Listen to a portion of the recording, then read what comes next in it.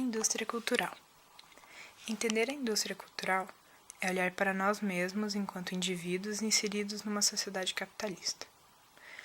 O iluminismo do século XVIII pretendia acabar com os mitos e substituir a imaginação pelo saber. O movimento dava poder à racionalidade humana, iluminando as trevas, ou seja, o período que ficou conhecido como Idade Média. No entanto, o que explicava a realidade antes da supremacia da razão eram os mitos. Eles também queriam explicar a realidade e determinar origens. Eles passaram do status de apenas explicações para se tornarem rituais que exerciam poder sobre os povos. Uma explicação para a realidade, seja ela mitológica ou científica, preenche o medo que o ser humano tem da realidade sem sentido, vazia, singular e não controlável. Entorpecer-se nos rituais fazia parte desse medo. A ciência explica os acontecimentos como repetição, e aquilo que não se repete é uma exceção. Portanto, tudo que seria diferente é igualado. Tudo que é observável segue uma lei que pode ser racionalizada pelo homem. O mito da ciência é achar que a natureza pode ser 100% explicável e controlável. O esclarecimento defende que as explicações míticas e religiosas para a realidade levaram o homem para uma minoridade intelectual na qual só a razão poderia tirá-lo.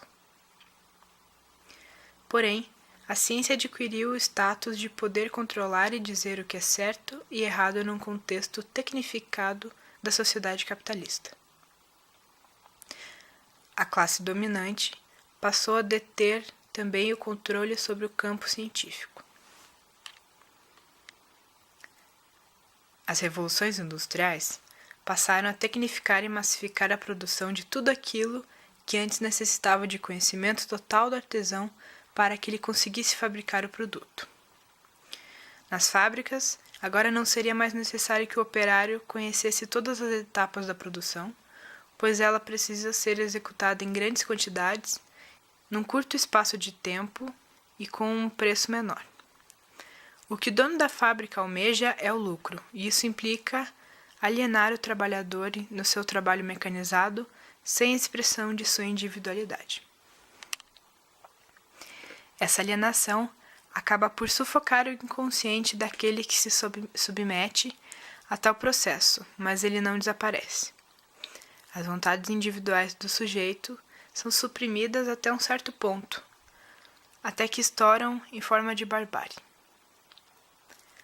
A Escola de Frankfurt, que foi um grupo de filósofos em sua maioria judeus, de visão marxista, críticos da sociedade burguesa, procurou explicar a sociedade de seu tempo.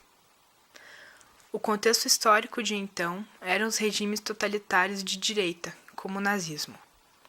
A pergunta então foi: o que explica o nazismo em um país desenvolvido, esclarecido pela razão, como a Alemanha?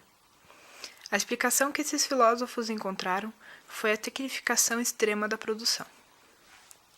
O objetivo deles era reinterpretar a razão, não apenas como técnica, mas como algo muito mais amplo e humano. Quanto mais intensa é a preocupação do indivíduo com o poder sobre as coisas, mais as coisas o dominarão, mais lhe faltarão os traços individuais genuínos. Max Horkheimer.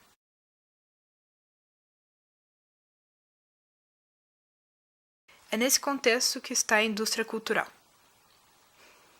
Ela serve para dar catarse a essa barbárie e também impede a formação de indivíduos autônomos e que são incapazes de julgar e decidir conscientemente. A arte tem vários significados e possui elementos morais, políticos, religiosos, entre tantos outros. Para Aristóteles, a tragédia é a apresentação de uma peça de teatro com determinadas características, mas que, em princípio, possui uma história que desperta emoções no espectador e o faz senti-las, o faz amadurecer como ser humano. Há um alívio desses sentimentos, chamado de catarse. E, de alguma forma, O homem que tivesse a cultura da tragédia seria bem mais preparado para exercer sua cidadania na polis. Isso a cultura de massa não oferece.